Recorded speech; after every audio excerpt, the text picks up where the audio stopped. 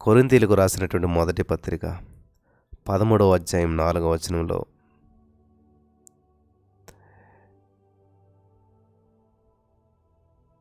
చదివినట్లయితే,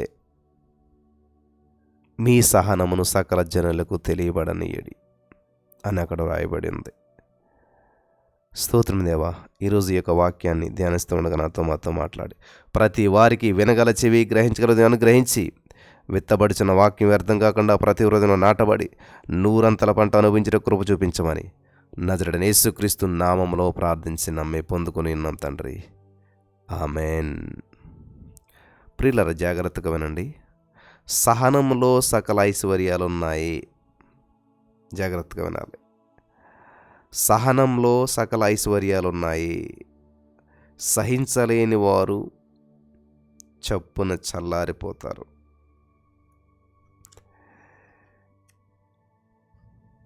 మరి సహనం గురించి చాలా అద్భుతమైనటువంటి విషయాన్ని మీరు వినాలని చెప్పి ఆశపడుతున్నాను.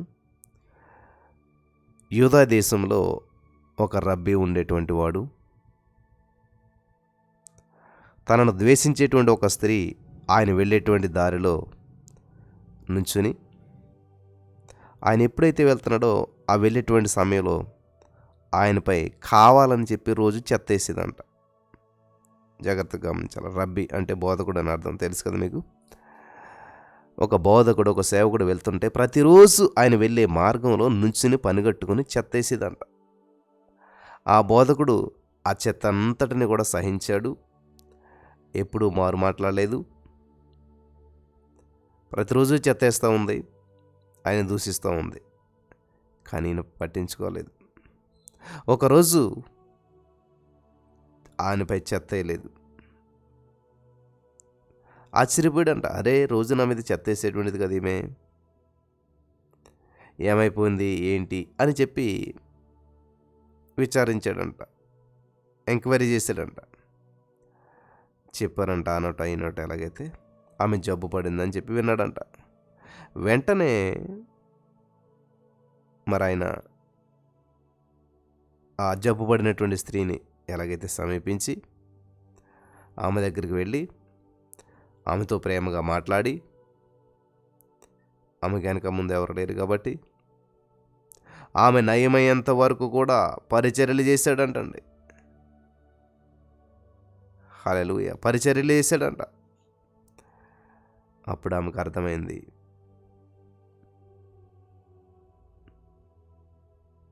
నేను ఎంత తప్పు చేశానని చెప్పి.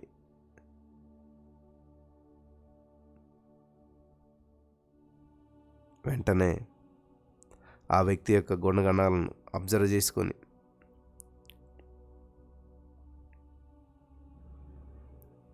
ఎవరి మీద అయితే చెత్తేసిందో ఆయనకే ఆమె ఆ రోజు నుంచి శిష్యురాలైపోయిందంటండి. హల్లెలూయా, దేవునికి స్తోత్రం కలుగును గాక. ఏమైందండి? సహనంలో సకల ఐశ్వర్యాలు ఉన్నాయి. ఈనాడు మనం అభ్యసించవలసింది ఇటువంటి సహనమే. ప్రేమ, సహనము శత్రువులను మిత్రులుగా చేస్తుంది. అంతేకాదు, ప్రేమ సహనముల క్రింద శత్రుత్వం చచ్చిపోతుంది. ఒక విశ్వాసిని సహనంలోనికి తీసుకుని వెళ్ళటానికి యేసుక్రీస్తు ప్రభువారు ఆయా శోధనల గుండా, ఇరుకుల గుండా, ఇబ్బందుల గుండా తీసుకుని వెళ్తాడు. యేసువును మనం చూసినట్లయితే, యేసువు జీవితాన్ని మనం చూసినట్లయితే ఇంచుమించు 17 సంవత్సరాల నుంచి 30 సంవత్సరం వరకు కూడా శ్రమలు, అవమానాల గుండా వెళ్ళాడు. ఏ తప్పు చేయకుండానే అన్నలు ద్వేషించడం, గుంటలో పడద్రోయటం, అమ్ముకోవటం, ఐగుప్తు దేశంలో కూడా తప్పు చేయకుండానే అత్యాచారం నేరం కింద జైలుకి వెళ్ళడం, ఇవన్నీ కూడా యోసేపు సహిస్తూ వచ్చాడు. హల్లెలూయా, సహిస్తూ వచ్చాడు. అదే సహనం యోసేపును ఐగుప్తు దేశానికి ప్రధానమంత్రిని చేసింది. సహనం తక్కువతనం కాదు, చిన్నతనం అసలే కాదు. సహనం పరలోకము ఇష్టపడే అద్భుతమైనటువంటి అంశం. సహనం పరలోకం ఇష్టపడేటువంటి అద్భుతమైన అంశం. మన వ్యక్తిత్వానికి, భక్తికి కొలబద్ద సహనమే. మన వ్యక్తిత్వానికి, భక్తికి కొలమానం సహనమే. వింటున్నారా ప్రియులారా? కాబట్టి మంచి సహనశీలి సౌందర్యశీలి అని పిలువబడతాడు. ఒకనికి సౌందర్యం వాని సహనం అనే చెప్పుకోవాలి. మన చుట్టూ ద్వేషించే వారిని యేసుక్రీస్తు ప్రభువారు అప్పుడప్పుడు లేపుతూ ఉంటుంటాడు. వీళ్ళు గమనించాలి. ఎందుకంటే ఎందుకంటే మనలో సహనం రూపుదిద్దవాలని చెప్పి ఆ విధమైనటువంటి అవకాశాన్ని పరిశుద్ధాత్మ దేవుడు ఇస్తూ ఉంటుంటాడు. సహనంలో సకల ఐశ్వర్యాలు ఉన్నాయనే సత్యాన్ని మర్చిపోవద్దు. సహించలేని వారు చప్పున చల్లారిపోతారు. ఒక మనిషినికి ఒక ద్రాక్ష తోట ఉంది. అతడు ప్రొద్దున 6 గంటలకు పనివారు కూలికి పెట్టుకున్నాడు. అందుకు ఒక దేనారం చెప్పిన ఒప్పందం జరిగింది. అంటే బేరమాడారు అన్నమాట. తర్వాత 9 గంటలకు కొంతమందిని, 12 గంటలకు కొంతమందిని, ఈ విధంగా 3 గంటలకు ఇంకొందని, 5 గంటలకు కూడా కొంతమందిని పనికి పెట్టుకున్నాడు. 6 గంటలకు పనికి కూడా దిగారు. 5 గంటలకు పనికి వచ్చినటువంటి వారు 1 గంట మాత్రమే పనిచేశారు. ఉదయం 6 గంటలకు పనికి వచ్చినటువంటి వారు 12 గంటలు పనిచేశారు. అయితే ఆ యజమాని వారికి వీరికి ఒకే దేనారం చెప్పిన కూలిచ్చాడు. చివర వచ్చిన వారికి అతడు ఒక దేనారం చెప్పిన కూలి ఇవ్వడం చూసినటువంటి మొదటి వారు మాకు ఎక్కువ దొరుకునని చెప్పి అనుకున్నాం, కానీ వారికి ఒక దేనారమే ఇవ్వబడింది.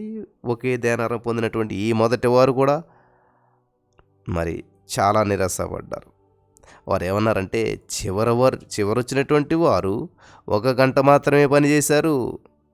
పగలంతా కూడా కష్టపడి ఎండ బాధ సహించి మాతో వారిని సహనం చేసితివే, సమానంగా చేసితివే, ఈక్వాలిటీ చూపించివే అని అన్నారు. అంతేకాదు, ఆ ఇంటి యజమానుడు ఏం చేశాడో దాన్ని బట్టి వాళ్ళంతా కూడా ఆయన మీద సనుక్కున్నారు. సహనంతో ఉన్న వారికి సనుగులు ఎలా వచ్చాయి? సహనంతో ఉన్నారు కదా వాళ్ళంతా కూడా, సనుగులు ఎలాగొచ్చాయి? మొదట వచ్చిన వారు చివర వచ్చిన వారితో తమను తాము పోల్చుకున్నారు. అది వారి యొక్క సనుగుడికి కారణమైంది. సణిగితే సైతాను వస్తాడు, సహిస్తే సమాధానం దొరుకుతుంది. హల్లెలూయా. కాబట్టి ఈ రోజున ఈ మాటలు వింటున్న ప్రియమైనటువంటి సహోదర స్నేహితులారా, సణిగితే సైతానుగాడు వస్తాడు, సహిస్తే సమాధానం దొరుకుతుంది. మరి ఇక్కడ ఉన్న మీరంతా కూడా సనగకుండా సమాధానం వహించేటువంటి వారుగా ఉండటానికి పరిశుద్ధాత్మ దేవుడు సహాయం చేసి నడిపించి బలపరచును గాక. ఆమేన్.